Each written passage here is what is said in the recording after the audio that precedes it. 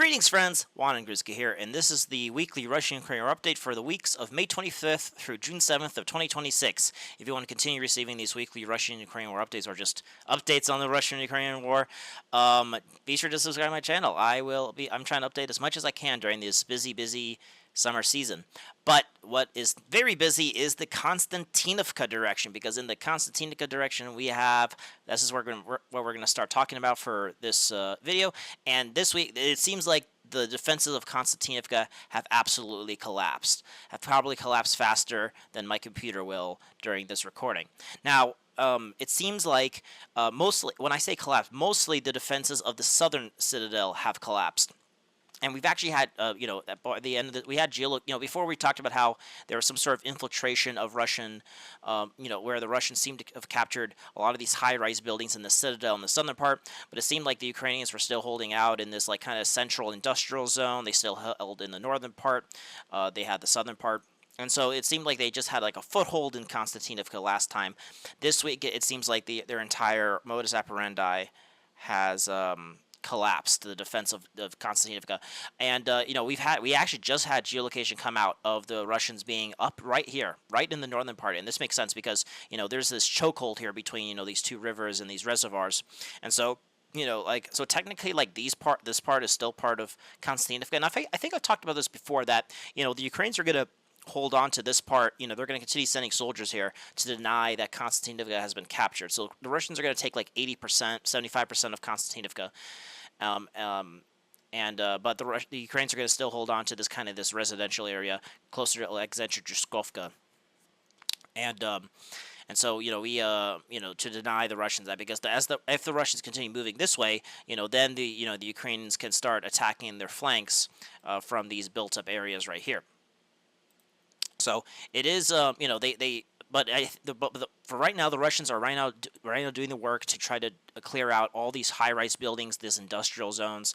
Most mappers are based on what most mappers are saying that the Russians have reached the Kerensky-Terets River and have captured everything up to this point. And not only that, they have actually crossed there. And we actually had geolocation of this. I think we had like geolocation of the Russians being in this industrial zone on the other side of the river. We've had geolocations of Russian infiltration groups being all over this northern part.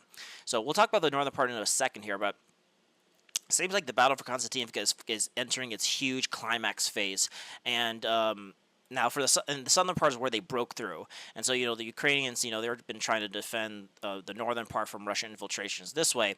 But now that, the Russians are able to then just, attack them from this area right here, it seems like the defense of this northern part is also collapsing. Not as strong as the southern part, I will say, but it definitely is putting them in a very, very precarious situation. And I wouldn't be surprised if within a week, sometime by the end of June, the Russians control something like this. And, the Ukrainians fall back to this position. So, technically, yeah, Kostyantynivka hasn't completely fallen by that time, but they have taken the central and most important parts of Kostyantynivka. And what's going to happen, the Russians will also complete the capture of Dobropillya. We had a geolocation earlier this week of the Russians, moving up and down on this part of Dobropillya. Dobropillya is split in half by this reservoir, so, the one that's exposed to the Russian positions has also been taken. The one that has a bit more protection by the water seems to be holding on, but I wouldn't be surprised if the Russians take it. And then from here, as you can see, there's really nothing else to defend here from Kostyantynivka. There's Dobropillya, but there's like no, there's nothing else to. But the thing is, I need to look at the, because the thing is, it's not just villages. There's also artificial constructs of that, the Ukrainians built up for defenses. So but as you can see, there's just a bunch of fields here, and there's like no roads, so it's very hard to defend here. The Ukrainians might have to, retreat back to Alexandrovka and such. So it's gonna, the Kostyantynivka, is very, very bad news for the Ukrainians. So we also saw, this was even in the last videos, like two weeks ago, we had Russians in Malosharka. We always have multiple geolocations of them in Dnipropetrovsk. So what's going to happen in Kostyantynivka is the Russians will continue. The way it works is that when they do assault actions, they usually take groups of 1 to 3 people to avoid drone detection. What happens is that then once they're able to enter Kostyantynivka, the hardest part is actually done. The hardest part was trying to break into Kostyantynivka and secure a zone here. And then, that way you could clear out any Ukrainian drone operators out here. Because, the further you push Ukrainian drone operators, if you have to push them back, here or all the way to Alexandrovka, that just takes them a longer while to try to strike troops that were, because beyond Kostyantynivka, there's like no, the hardest part was, there's Ukrainian drone operators in Kostyantynivka, and so the Russians that were moving up along these villages that had like jackass and shit to kind of hide in, they were getting struck a lot. That's why, technically the battle for Kostyantynivka started a couple months ago, but the Russians, once they, it was like kind of trying to break into the insides of it, and then once they did break, it all hell broke loose. Because once they broke in and were able to kick the drone operators out for the most part, that let a lot easier to actually enter. And then once they enter, they accumulate into assault units. So and there's like then units of like maybe up to 10 people. And so then you could hide in that's actually why urban warfare in this era is actually kind of flipped. Usually I think you want to avoid urban warfare, but you actually kind of want to go straight as much as you can, just go straight into the city. Maybe do some, obviously maybe cut off some roads if you can, but like basically in this era of drone warfare, it actually might be better just to go whole hog into the city. And because the thing is, most of the Ukrainian defenses is no longer based on infantry. It's based on drone operators. And so that's probably why we're seeing where, if there was a strong Ukrainian infantry component here, they would have been able to try to, put up a decent fight. Like, okay, you broke through our drone defenses, but now you have to fight. The thing is, there was barely anyone defending Kostyantynivka. I mean, yes, there's people there, so there's some firefights. I'm not saying there's no infantry. But the thing is that most of the Ukrainian defenses now rely on drones. If you could somehow, like, just bypass the drones and you just start battling, it's like there's going to be barely anyone there to put up a fight, and mostly the infantry anyway are mobilized conscripts. So it's it's once you get past that point, it's very easy to just start cracking skulls and taking shit very fast. So that's why he's like, oh, we start seeing them entering and suddenly boom, like the entire southern part is taken. So now some mappers are saying there's still like actually a bit of an encircled Ukrainian contingent in this kind of the most southern part, right? Kind of this area right here. And so, that hasn't been completely cleared yet. So the southern part is not completely cleared yet. Obviously, maybe obviously the groups that are up here are more infiltration, and it's kind of this like kind of central southern part that is being like accumulating. And so, there's still some work to do, but I wouldn't be surprised that by the end of within a week or so, it could be as soon as that the Russians have secured themselves pretty much along the river, and then from there, what's going to happen is that they're going to keep doing the infiltrations from here, and then also from here, and then since it's going to be in multiple directions instead of one, then we're going to start seeing the northern part collapse a bit more. I mean, we're already seeing that. We're seeing Russians infiltrate all over these places, but the Ukrainians have not completely collapsed their units here for now. So. What the fuck? Why did I switch to... that was retarded. Anyway, fucking I looked around because I thought there was a ghost, and then it fucking trench. Anyway, yeah, so yeah, that's Kostyantynivka. So, very, very big news. Now, the biggest news, the thing that makes taking the northern part pretty hard is that the Ukrainians still have positions, right in front of Chasiv Yar, Mykolaiivka, and Stinky, and Chevron, Virolublovka. And so, like, what the Russians need to do is that, if they want to continue, especially if they want to continue advancing towards Alexandrovka, is they really need to start advancing, especially now in the peak summertime when there's trees and everything, and start just, attacking, these areas. They have some positions near Maisky and Markova and, some place like that, but, like,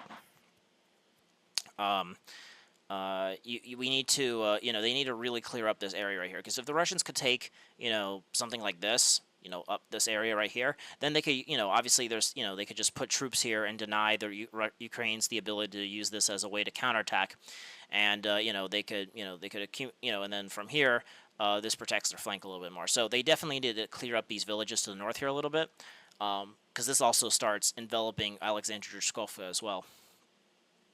But I do think that probably the main task for the Russians for this summer campaign is probably try to or for this year at least, is to basically reach Druskovka. This probably goes in tandem with maybe if they start pushing towards Dobropillya, maybe they think they want to take Kostyantynivka first, and that's why they're putting all their focus here. And then once they take Kostyantynivka and Alexandra Druskovka and have the front line be something like this, then they'll start focusing on Dobropillya, and then if they could focus on Dobropillya and then have the front line be like this, then you could see then same situation as Kostyantynivka put itself in, it will start being encircled, and then maybe we'll see a battle for Druskovka starting maybe at the end of this year, maybe at the beginning of 2027. But as you can see, the whole purpose of this is to combine to put the squeeze on the main Ukrainian defense line of Slavyansk, Kramatorsk, and Druskovka, and so forth, which used to extend all the way down to Toretsk as well. Alrighty. Now, speaking of Dobropillya, we're going to go to the Dobropillya direction. There's actually been nothing here, pretty much. It seems like the Russians actually kind of put a pause here. I mean, there's some stuff we'll talk about, but in these last 2 weeks. But it seems I thought actually they would continue pushing towards Dobropillya, but it seems like they don't really think that's really maybe they're just allocating resources. They said, okay, if we want to storm Kostyantynivka, we can't really be storming Dobropillya as well. So it seems like they kind of put the focus on Kostyantynivka, which makes sense. But there's been some small changes. The biggest one, actually, is that we had the Russians raising their flags in the central part of Nova Pidodorna here, and the Russians have claimed they also took this village. The hardest part about, definitely something that be true. The hardest part about this is that, in order to actually, if the Russians are in control, then they have Russian units here. The thing is, if the Ukrainians want to do a counterattack from the Mazova and all that, it's very easy to counterattack here, and to supply them, it's going to be very hard to move through all these fields while under drone attack. So, you need to supply the Russians here is going to be pretty hard. But I do think they, it's possible. It's not impossible, but it's something to. But it is a good, having a small, little, foothold in the Dnipropetrovsk Oblast. That's good. Also, they're just continuously expanding around Grishny. Just slowly but surely, taking more and more of these, tree lines to the west, just some tree lines to the north. It seems like they're just securing themselves in Nova Alexandrivka and Vasilivka.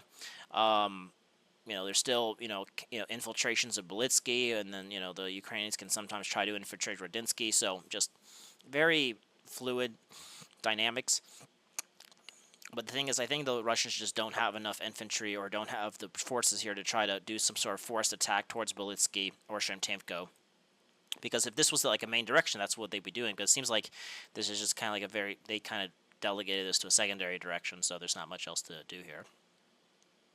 So, yeah, that's the Dobropillya direction, and then a little bit more, that's kind of what I kind of put it under. Novopavlovka is also still being contested. It seems like the Russians are trying to hold on to the southern part, and the Russians were attacking in the northern part. But it seems like the Ukrainians. I'll talk about this in a moment here when I go over to the Zaporizhia and Dnipropetrovsk directions. But it seems like the Ukrainians actually did a bit of a counterattack, or at least started putting pressure here, and it seems like that kind of chased off the Russians from trying to take the northern part, because the Ukrainians really don't want the Russians to have Novopavlovka as a base of operations. But again, even if they take Novopavlovka, it's just kind of hard because it's just, like, how do you supply the contingent here? It's just very hard because there's just nowhere to hide and everything. Alrighty. Now we're going to go to the Zaporizhia direction, and lots of actually, of the biggest, kind of mind-blowing, sometimes this war throws you curveballs and you, just have no clue what the fuck's, what, you thought things were going a certain way, it's not even like, oh, I had, it's like, I could have seen this coming. Sometimes shit just, kind of, it's just like, wow, this just kind of shows just how fluid the fog of war is. Where do we should start? There's actually a lot of interesting things to talk about in the Zaporizhia direction. Let's talk about kind of the classical thing, the so-called Far Eastern Express. So the biggest news for the Russians is that the Russians have completely captured the town of Vozhedemka. This is one of the strongest built-up areas, as I've talked about this many times before. It's part of the Gancher Riverline defenses, the Ternavata, Vizhedemka, Vozhedemka, Verkhotersa. So this was where the Ukrainians were trying to hold off the Russians and, and prevent them from breaching the supply lines of Orekov. But it seems like, we talked about, the Russians, took Verkhotersa last time. They now taken Vozhedemka. We had them raising their flags here.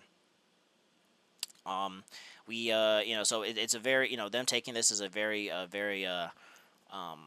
bad, just it shows that they're slowly but surely just, keeping themselves very, securing themselves on the other side of the Gancha River, and then thus they won't be able to push back anymore.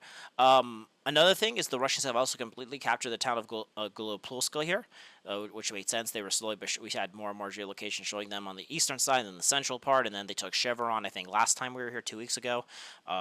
We had some more geolocation showing them, kind of in these fields to the south of it. So I think I talked about this last time, but they're trying to establish a firm, kind of more, straighter line with their, units that are to the south of Orekov here, which will help them as they advance towards Orekov's flanks here. So, also they say that, right now these like kind of farms to the north of Golopilsk are contested, but I think they've been captured by the Russians. So now what the Russians will do, they'll continue pushing. They're going to push towards Dolinivka, towards Novoselivka, just continue pushing them further and further towards this highway, the Amulet Highway, as I call it. And so, the way, they're going to do that is just, push towards Lubovska here, Amulet, and then, just continuously just have this,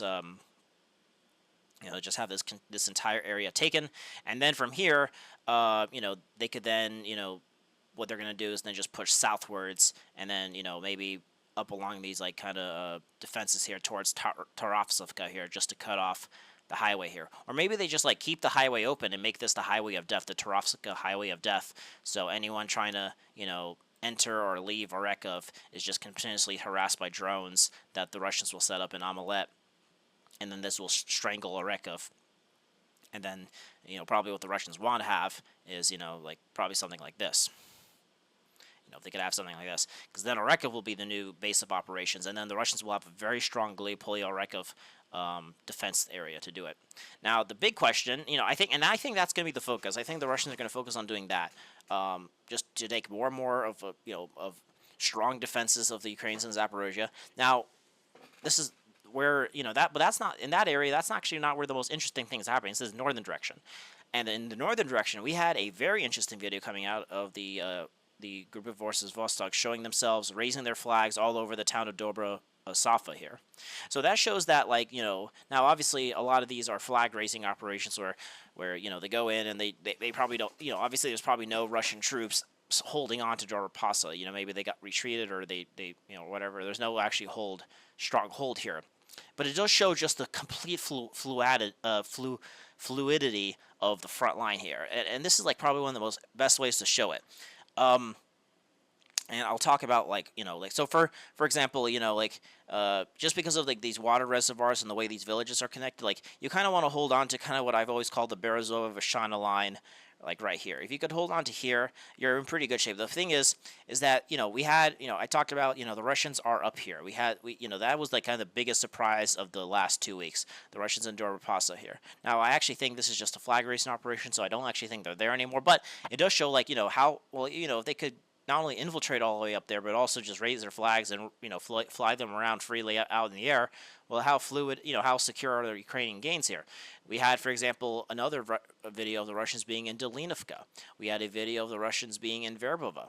But at the same time, talking about this, we might think, oh, wow, so does that mean that, the Russians are now just fully pushing the Ukrainians out? Well, actually, we've had some Ukrainian videos. For example, we had a Ukrainian video of them being in these fields right here, kind of this junction point, near Solutki and all that. We had them in Kalinivka here. So it's not only are they, it's actually kind of contradictory. Well, how can there be Russian troops in Dolinivka and Verbova, while as there's Ukrainian troops in these fields? The thing is that these are huge, these assault troops, because they're in groups of 1 to 3.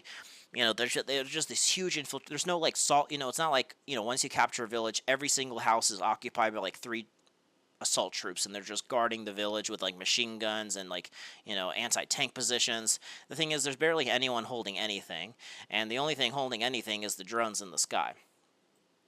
So it's very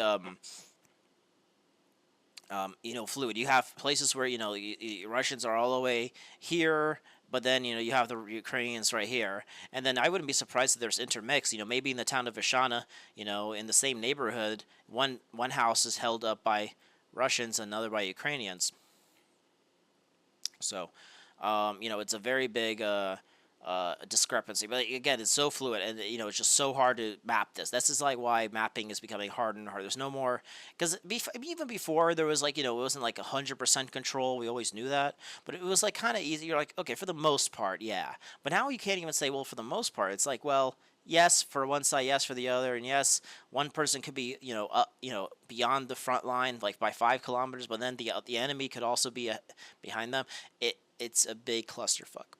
Now, speaking of like kind of where this could also go into like propaganda, is that the Ukraine seem to have activated in the South Donetsk direction again, this area right here. And it seems like we had them like attacking across the river here, and starting to infiltrate Tolstoya near Zolonahai and Pedunia here, and a lot of sources are saying that they have also like just completely captured Andriivka, Klitsovo, and like held on here.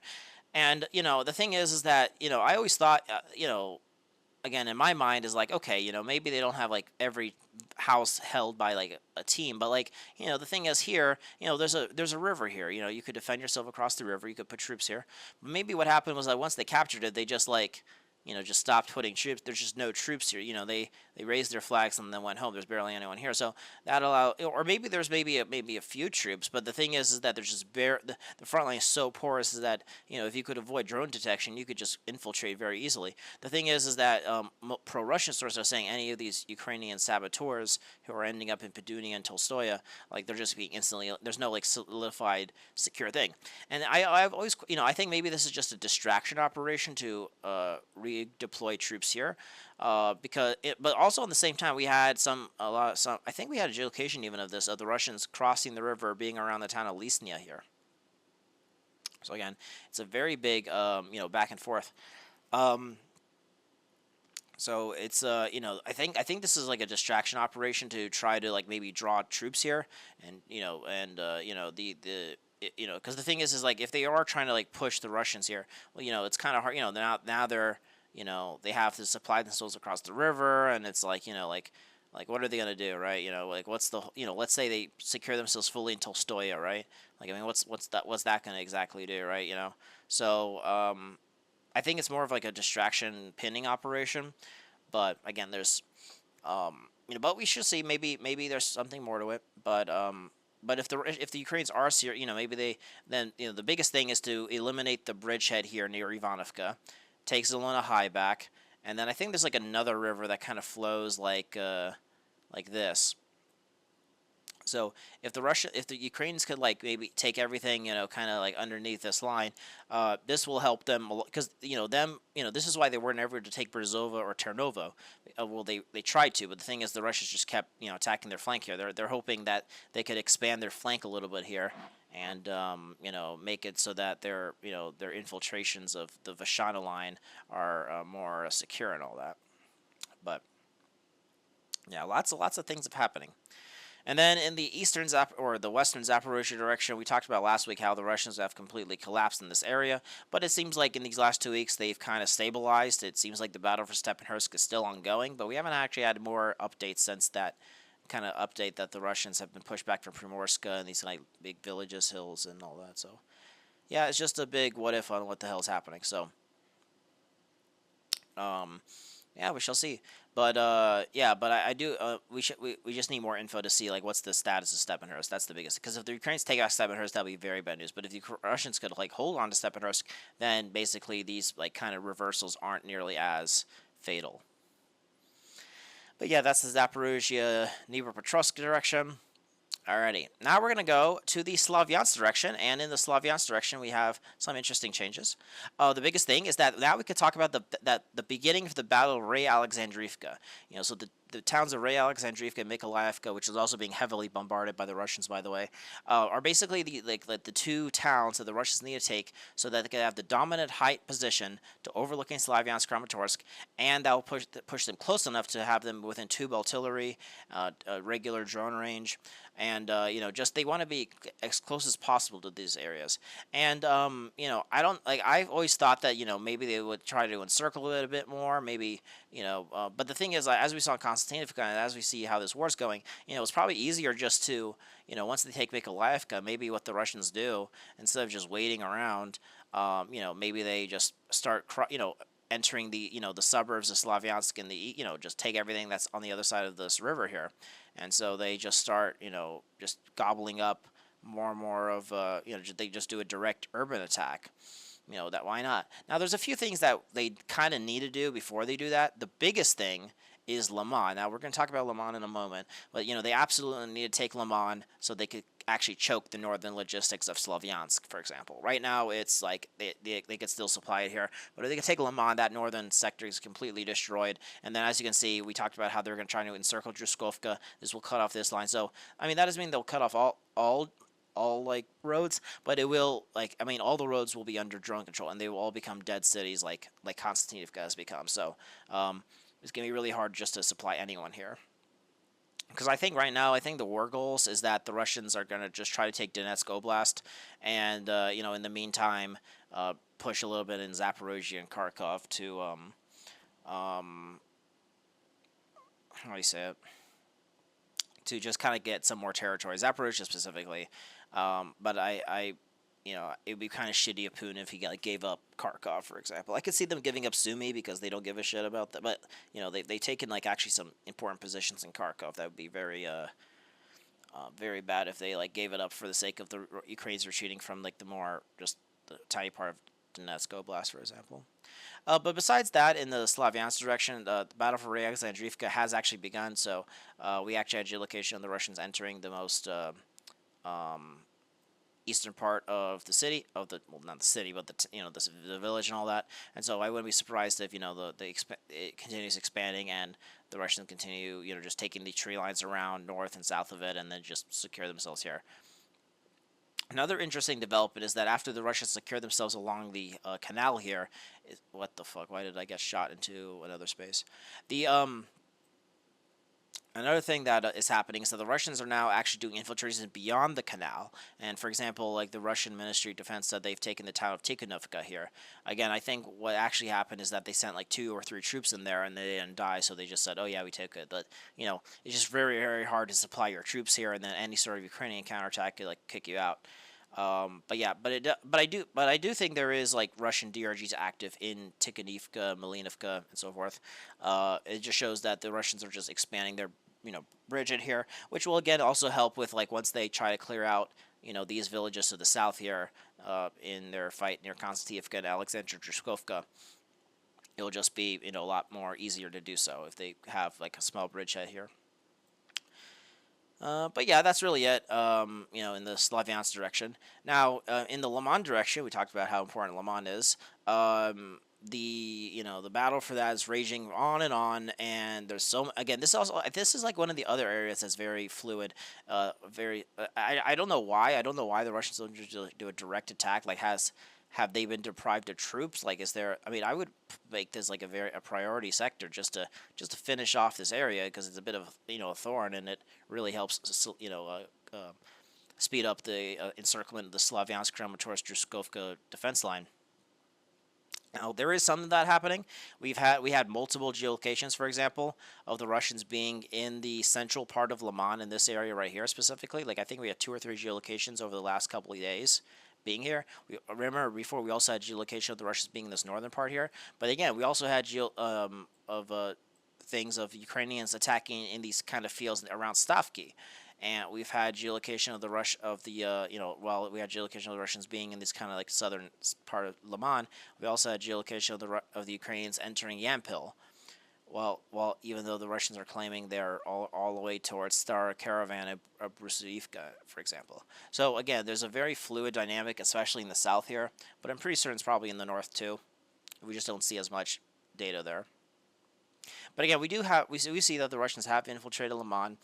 We shall see how that goes. Maybe they expand and then just completely collapse the defense of the Ukrainians here. Because if the Ukrainians can't use Lyman as a drone center, then the next thing is down here in Ragnarok, and it'll just take a lot longer for they can still strike Russian troops here. It's just that it'll be instead of striking them as they approach, it just takes longer to. And then by that time they'll be able to accumulate more and more in Lyman and all that, and then save themselves from drones. The Ukrainian counterattack that started towards Nova, they said, something happened, but we haven't had anything happen from there yet. So seems like that kind of fizzled out. So they probably slowed down the Russians, but it seems like they're gonna, restart their attacks towards Lyman very soon. Alrighty, now we're going to go to the Kupyansk direction. And actually, in the Kupyansk direction, we have some very good news for the Russians. The Russians are now slowly but surely doing the good stuff here. It seems like they kind of oversold their stuff, and now just slowly but surely they're building. It's kind of someone who says, "Oh, I have a degree," but then they have to like work 4 years to actually get a degree. It's like, well, yeah, you have a degree now, but like you kind of overstepped your thing. I think that's what's happening in the the Kupyansk direction. We talked because according to the Russian Ministry of Defense, they've captured like all of Kupyansk, and they've captured like the entire everything on the East Bank, and it's like no, they have not done that. Now, what probably happened, and this is probably what the geolocations show, is that these DRGs, you have DRGs probably in every single of these towns and villages, probably, but then they, if they send them there and then they report back, it's like, oh, okay, you took it, so now it's just like, who cares? So. But the thing is that when you lie about it, then it's like you don't prioritize, because it's like, oh, if this place is doing good, then why reinforce it, right? It's like, we need to actually put the resources in places that are actually a bit of a challenge or a struggle. But we did actually have some, but it seems like they're now slowly but surely like just closing this kind of pocket on the northern part of Kupyansk. We had geolocation, for example, 2 geolocations of the Russians being in the eastern part of Kupyansk on the other side of the Oska River in this area right here. Before, it was like an open question, like where the what? Because we never had anything happening here. We had, most mappers said, okay, maybe the industrial zone in the north is under Russian control. We will concede that, and that made sense. We got some geolocations of that. We had like a lot. Most mappers and bloggers are talking about like, yeah, that's true. But like now, we've actually had more and more geolocation that shows like kind of the entire eastern bank of Kupyansk has been taken by the Russians. So very, very good news. I was asking what was happening here.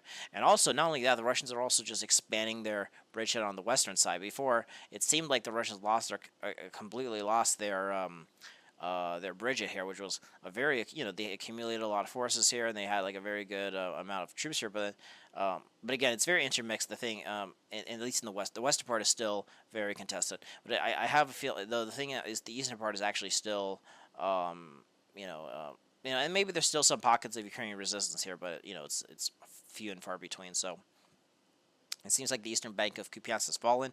We had multiple geolocations of the Russians being in Kupyansk, Volzhnoye. We had 1 or 2 geolocations in Kharkov and Novosonoye. So I do think that just the Russians are just slowly but surely collapsing this eastern bank of Kupyansk. So we shall see how that develops. But very, very good news for the Russians here. So we shall see how that develops. I think I said that twice, even though that was retarded as fuck. Not retarded in itself, it's just like I don't know why I repeated myself twice. We're going to just slowly move towards the Kharkov direction. The Russians have retaken Ordania. Most mappers have said that, so it's just, it seems like they got, kind of chastised, so they, by command, so they retook it. Yeah, same thing for the Ukrainians. The Ukrainians, like, take back these villages, so they don't actually hold it with the troops. They just take it, say, oh, look how, shitty the Russians are, and then they leave. And the Russians do the same, it's just like, I never actually, I don't have like a Russian or Ukrainian TV thing to tell me about things. Also, so there was like some chatter showing that the town of Nova Vasilivka like a week ago was taken by the Russians, which lies along the next line of Ukrainian defenses in the Kharkov region near like Gorlivka, Novosov, whatever the fuck that's called. And so far, because if the Russians could take this line of villages, then the Russians will have, not just like some small little board villages unconnected to anything, and it's kind of like just a limp-wristed retarded. They actually have a line of villages they can actually use as their next defense node, where they could use to continue pressuring the logistics that the Ukrainians are using to supply their garrison in Kupyansk. But I don't think we had any like geolocation or anything like that. Well, we shall see. In the northern Kharkov direction, we have some interesting updates. It seems like the Russians are now focused on, a lot of people are calling this Biliko-Lodosky direction because they think they're going to focus on here. The thing is, the biggest problem with Biliko-Lodosky is that it's like surrounded on multiple sides by like just empty fields.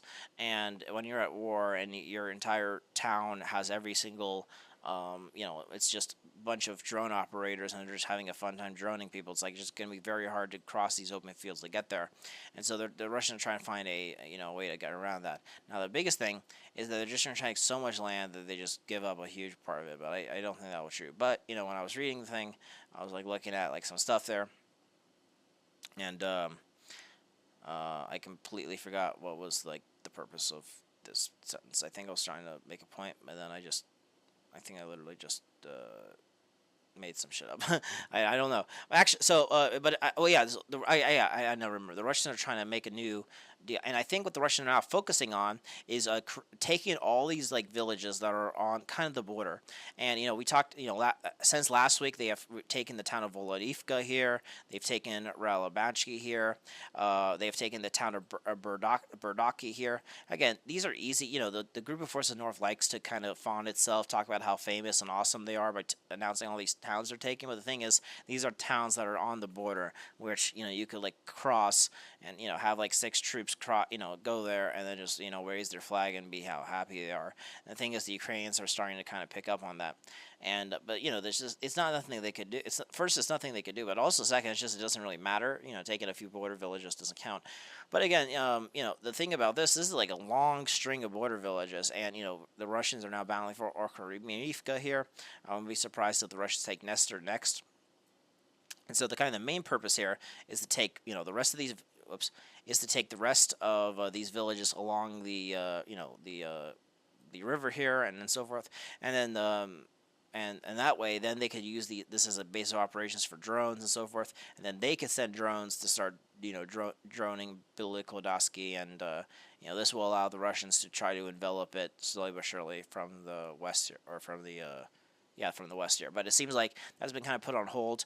It seems like they kicked the Ukrainians out of Shilman, and Lyman, and so forth. But it seems like the Vilcha is still being contested. But I haven't seen any sources talking about that per se, besides mappers. But maybe they're right.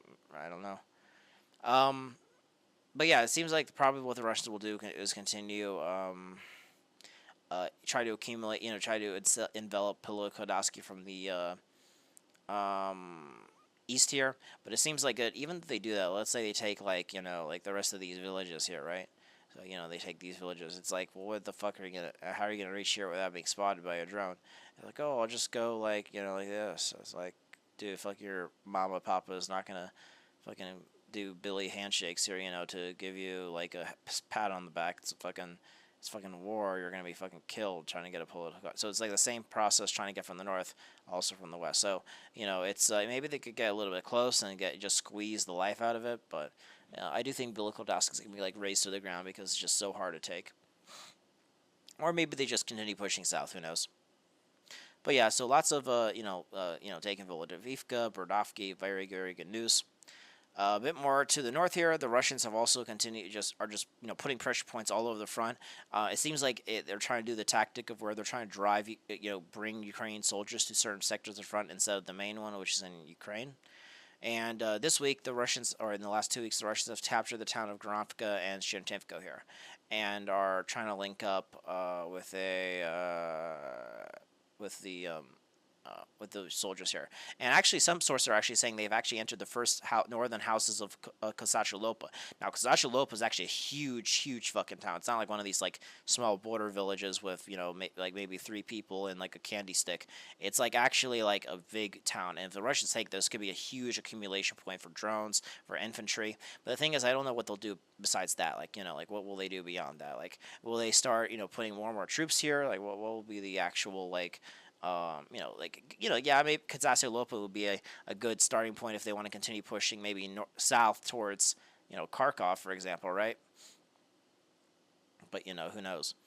But, it would actually be a very good gain for the Russians. But I do think that they just don't have a lot of troops here to actually fully take, because it's, actually a pretty decent-sized town and all that. So I actually think they won't be battling for this pretty long. But it is a kind of back and forth between capturing something for aesthetic purposes versus like strategic purpose. But yeah, so good news for the Russians there. And now we're going to go to the last direction, the Sumy direction, and there's been some changes in the Sumy direction. The biggest news is that the Russians have completely captured the town of Razny here. They say it kind of changed in the last day or so to show they haven't, but most mappers still say that the town of Razny is under full Russian control, along with the towns of Nova Dmitrievka and Tarotuva and Pokrovka. So now this is like the main Russian defense line, just pushing out from the Sumy board and all that. And just showing that you could just continue pushing, accumulate forces in the greenery, and then my guess is they might start attacking southwards, cut this main highway that supplies Krasnopilya, and then probably just try to take Krasnopilya. That'll be the big goal. But it could be just an expansion of their border incursion policies that don't intend to actually take anything important. They just want to take some villages on the border, say look how cool we are, and then leave. And Krasnopilya is like an actual they'll have to do like a fixed battle here, and they don't want to do that. This mapper says Dnipropetrovsk and Zaporizhia are under Russian control. It's a big question on if they announced they had it, and then the Ukrainians responded by having some people raise their flags here. So, maybe it's like one of those things where anytime you announce that you take something, it's actually like you have to wait a couple of months for them to push the battlefield away for you to truly actually leave your house and all that. So, but maybe the Russians are mostly in control of Dnipropetrovsk.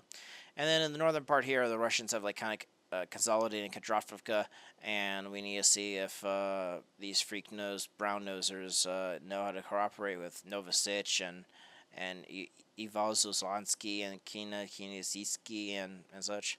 So hopefully he knows that if he could take this could provide the Kostyantynivka line. It'll provide a very good base point to start striking Kharkov with drones and such. So we shall see. Alrighty. That's the end of this video. Hope you guys enjoyed this weekly Russian Ukrainian update. Be sure to subscribe to my channel to continue receiving these weekly war updates as I go through this busy summer. I really hope you guys enjoy this video. Like this video, comment your thoughts, comment anything actually you want. I hope you guys really enjoyed, and I hope to continue bringing this information overload to, well, not overload, but just informational stuff to you in a way that is engaging and fun. Alrighty, so aim high and wander on.